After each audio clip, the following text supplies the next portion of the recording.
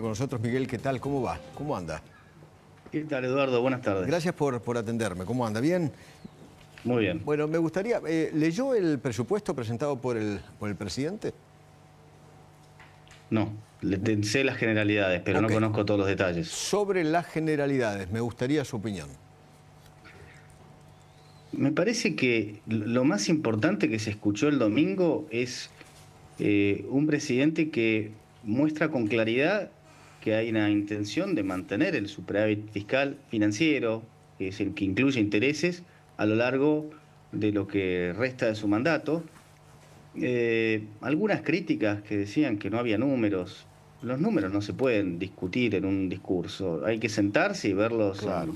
en una planilla y pensarlos y discutirlos. Y además, los mismos que reclamaban los números son los que estaban contentos con la proyección de 60% de inflación que había hecho Alberto Fernández para el 2023, con lo Claro. cual podemos reírnos un buen rato de eso, ¿no? Sí.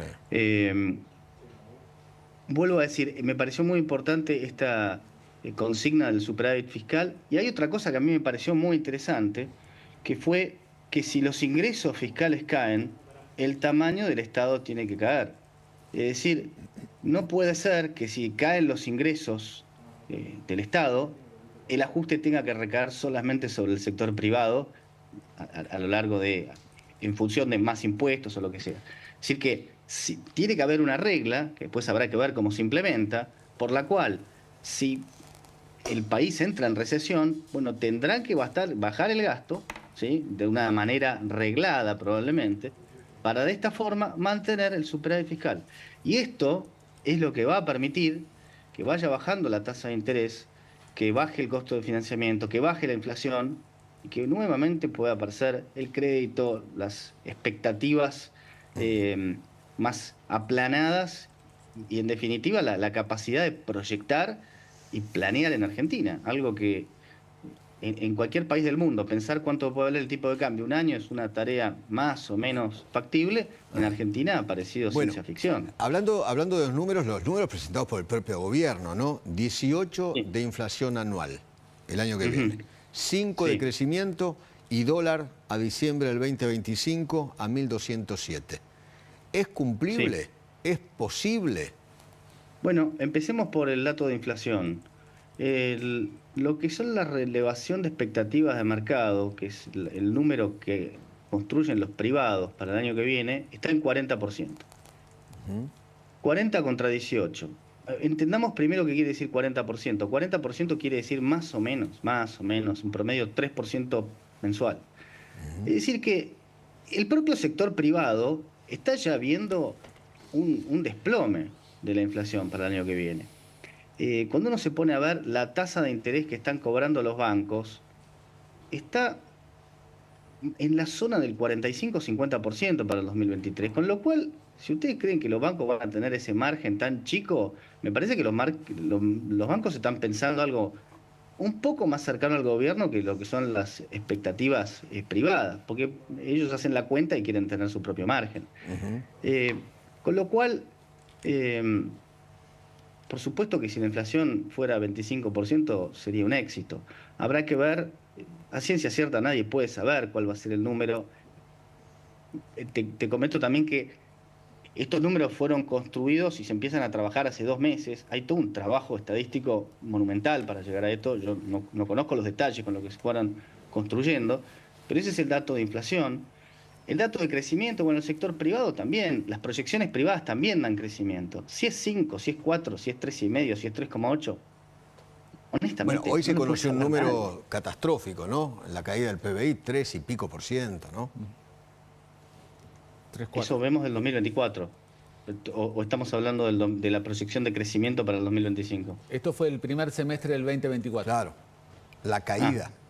La proyección sí, es del 5 para el año que viene, obviamente. la proyección es del 5. La caída acumulada que muestra el INDEC es el 3,4. Claro. Sí, pero bueno, hay que entender, acá me parece válido destacar lo siguiente. La caída del PBI, creo que no es que hay que asociarla tanto con el reordenamiento de las cuentas públicas, sino con que es el coletazo y es el efecto del gran descalabro del plan Platita, que nos llevó a tener un 300% de inflación allá por abril-mayo, cuando comparábamos mayo 2024 contra mayo 2023.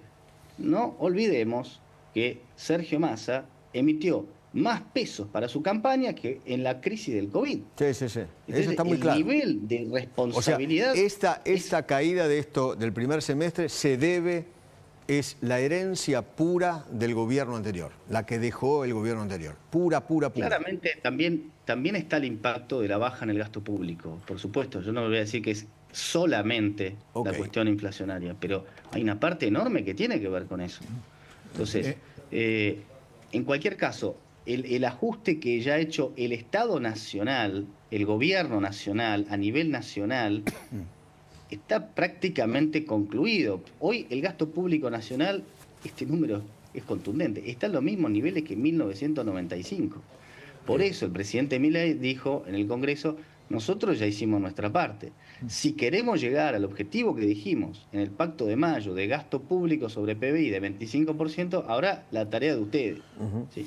Tampoco quiere decir que está condicionando el crecimiento a eso, como titularon en Infobae, que me pareció simplemente algo, no sé si decir disparatado o alguien que no entiende ni lo que estaba leyendo. Miguel, hay dos dudas que tiene el mercado que se ven en datos. Por ejemplo, el riesgo país, que está en 1.365, está bajando, lo cual es muy bueno, pero todavía sigue elevado. Y después con la brecha, que también está bajando, pero sigue levemente por debajo del 30%. Primero, ¿qué pensás de cómo va a corregirse esas dos variables? Bueno, vos sos alguien de mercado, vos sabés que hace 2 meses, en todos los programas a los que me invitaban se agarraban los pelos. No, ahora el riesgo país está subiendo, pero eso no conocer cómo funciona un mercado. Los mercados financieros tienen un proceso que no es que se mueven necesariamente en línea recta. Hubo una suba de los bonos de 28 centavos a 60, después corrigieron, después vuelven a ponerse en movimiento. Me parece que pretender concluir algo acerca de las variables financieras en un plazo tan corto es equivocado. La tendencia es claramente para abajo en el riesgo país, la tendencia es para arriba en acciones. Después del anuncio del domingo, el mercado celebró. A ver, hace 2 meses estábamos hablando de un dólar de 1.500 financiero, o 3 meses. Ahora, hace un mes estaba en 1.300, ahora el número es 1.200.